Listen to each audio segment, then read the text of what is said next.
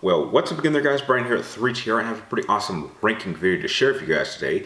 Now, for those of you who do watch my channel, by now you should be able to figure out that I am a massive PlayStation fan. I would even go so far as to say that I am an exclusive PlayStation fanboy, and proud of it. Now, I've sort of outgrown my need to ever pick up another Nintendo console, and I gave the Xbox One a try, and it was a dismal failure, and I just ended up trading it for my third PlayStation 4.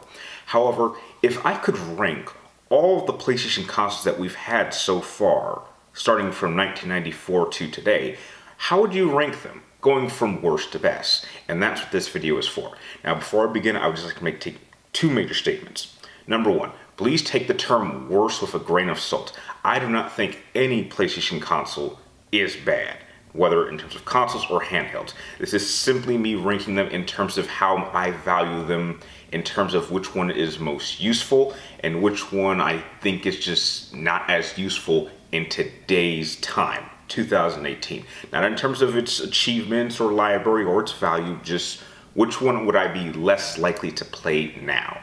And also, I will not be including any of the more slimmer upgrade versions. They're pretty much all contained into one group. So I'm not going to go into depth with like the PlayStation 2 Slim or any of the Slims or any of the alternate versions of specific consoles or handhelds. We're just going to round them all up as one category. So with that said, let's jump right into my list, starting off with number 6 in the worst PlayStation console. Number 6 and the worst PlayStation platform, in my opinion, is the original PlayStation. Now, I want to make this clear that this is by no means a bad system. It is currently sitting as the 4th best-selling video game console of all time, ahead of even the very successful Nintendo Wii, and during the 5th generation of gaming was clearly the best console, competing against the Nintendo 64 and the Sega Saturn, and was really the best console when you consider which system at the time made the best transfer from 2D to 3D gaming. And it was the very console that helped establish the type of gamer I have become to this day, with titles like Final Fantasy VII and Metal Gear Solid. It's not the worst because it's a bad console. It's the worst because as of 2018, there's just no reason to dust this thing off, plug it up, and play it again. The PlayStation 1 had an incredible library of classic titles, but thanks to future consoles and the PlayStation Network, there's just no need for it.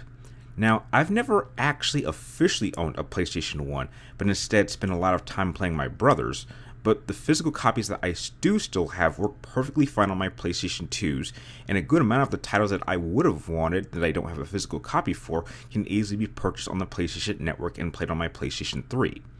Unless you want to enjoy a sense of nostalgia or can find an extremely rare title that was never released on the PlayStation Network, there's just no reason for me to want to play this, which is what makes it the worst PlayStation platform on this list. Number 5 on my list is the PlayStation Portable, or PSP for short, which was a very successful portable device during its decade-long lifespan, and currently sits as the 8th best-selling console of all time, sitting right behind the PlayStation 3.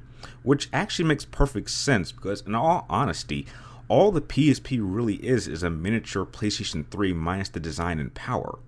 It really could do just about almost everything the PS3 could do to a certain point. It could connect to the PlayStation Network and your PlayStation 3 directly. It could hold and play your music. It could hold pictures. It could play movies. And the X Media Bar, or XMB, was damn near identical to the PlayStation 3's, including the access of being able to personally customize your themes, which is something I would easily pick this XMB system over what we currently have on the PlayStation 4. The biggest problem for me, and for most people, was the design of the system itself. The PSP had a great library of console quality games, but were all held back due to the PlayStation Portable's design limitations. The absence of a second analog stick made shooter-style games very difficult to play, and even more difficult for developers to make games for it.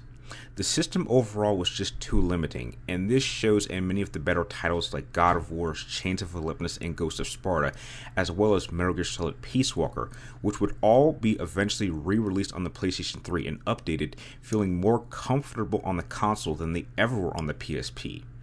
However, to this day, there are still a number of really great titles that not only haven't been re-released on the consoles, and at this point perhaps never will, but because of these few titles are so impressive even to this day, that gives me more than enough reason to hold on to this system and play it every once in a while. Number 4 on my list is the PlayStation Vita, which in all honesty is a simply better balanced version of the PlayStation Portable with a number of serious additions. The first was the addition of a second analog stick, which made playing certain titles far smoother than they ever would have been on the PSP. It was also given a very good touchscreen, its own camera on the back, a very good motion sensor, as well as carrying over the PSP's capability of being able to be integrated with the PlayStation 3, and on its own, integration with the PlayStation 4.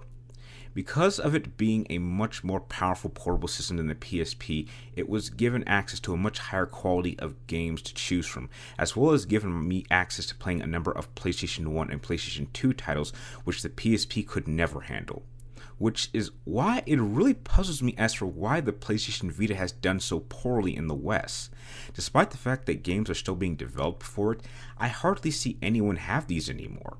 It's a much better portable system than the PlayStation Portable ever was, and despite the fact that I currently own both the PS Vita and the Game Boy 3DS, I still find myself taking my Vita with me whenever I travel. I don't even play 3DS games on my Game Boy. I use it mainly just to play much older games from the Game Boy Color and Game Boy Advance era. But perhaps it may have come down to the quality of games and its lack of first-party support for the system during a certain period of its current lifespan. There are several theories to exactly what has gone wrong, but despite the fact that this system itself in terms of sales has seriously underperformed, that hasn't stopped it from being one of the best video game portable devices ever created. Number 3 on my list is the current gen PlayStation 4, which is currently the best-selling console of the 8th gen systems by a wide margin. However, despite how successful it has been in every category, I actually have more negatives than positives when it comes to this system. It has an incredibly strong lineup of first-party support, but that's more of a given since that's the way most PlayStation consoles have been since the very beginning. But in all honesty, I think that it is because the PlayStation 4 is such an advanced system, it actually has more limitations, and outside of a few examples, it has very rarely taken the full advantage of what the console is capable of. Let's start off with the controller. To be straight up with everybody, it looks like a fat, bloated version of a classic PlayStation controller. The little light on the front, the touchpad, and the speaker are all additions that I've only seen very few games actually take advantage of. If more games actually applied these additions, I probably would feel differently about them. The PlayStation 4 also lacks a good amount of backwards compatibility, which is a serious thumbs down for me. I'm also not a fan at all of the PlayStation's current menu system and its lack of customizations, even though I've heard that some people have been able to get around this somehow. The amount of space that the modern games have compared to the amount of data that the PlayStation 3 games have is ridiculous. I currently own 3 PlayStation 4s, and each one of them can only hold up to 6 to 7 games at a time, which means I am constantly deleting older games to install new ones, and unless you waited to buy some of the terabyte consoles or have upgraded your hard drive, this is an unavoidable issue. The only major additions that the PlayStation 4 has that I've taken advantage of is the fact that it has made streaming and recording my gameplay footage a lot easier. And with me being a YouTuber that relies on gaming content, this function is extremely helpful. But despite my personal problems with the system, that still doesn't stop it from being a great gaming console with plenty of time for improvements and future AAA titles to come in the future. Number 2 on my list is the PlayStation 2, which currently holds the title of the best-selling console of all time, competing against such consoles like the GameCube, Xbox, and some even believe it played a legitimate role in the death of the Sega Dreamcast. There is no question that to this day, the PlayStation 2 has the strongest library of games amongst any PlayStation platform. Most of the classic first-party classic franchises at the time were either improved upon or were started on this system. The console had backwards compatibility, which at the time was really rare, and it was also the very first console to support DVD and allow you to play music CDs on it as well. Everything the PlayStation 1 did well, the PlayStation 2 took to a whole nother level. Hell, even the PlayStation 2 boxes were improved upon with the tiny addition of the memory card slot at the top, preventing you from losing any of your saved game files. And it proved just how important gaming without the need of online play could be. While the PC and Xbox took advantage of online play, the PlayStation focused on carrying on the gaming traditions that were first started in the PlayStation 1.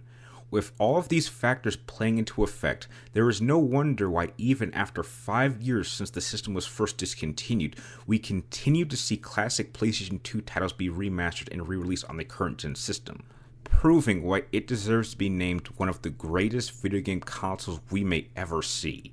But this is my list, and there is still one PlayStation system that I would choose above any other. Not only is the PlayStation 3 my favorite PlayStation platform of all time, it's my favorite console of all time. To me, the PlayStation 3 really is the pinnacle of my own PlayStation experience. This console could do just about anything. The wireless controller carried over the classic PlayStation controller design, and although the 6-axis function never really caught on, once the DualShock 3 models were released, it had the perfect controller for the system. Over its entire lifespan, it could play up to 3 generations of PlayStation games, with the addition of updated remasters made of old classic titles, making them look even better and play even better.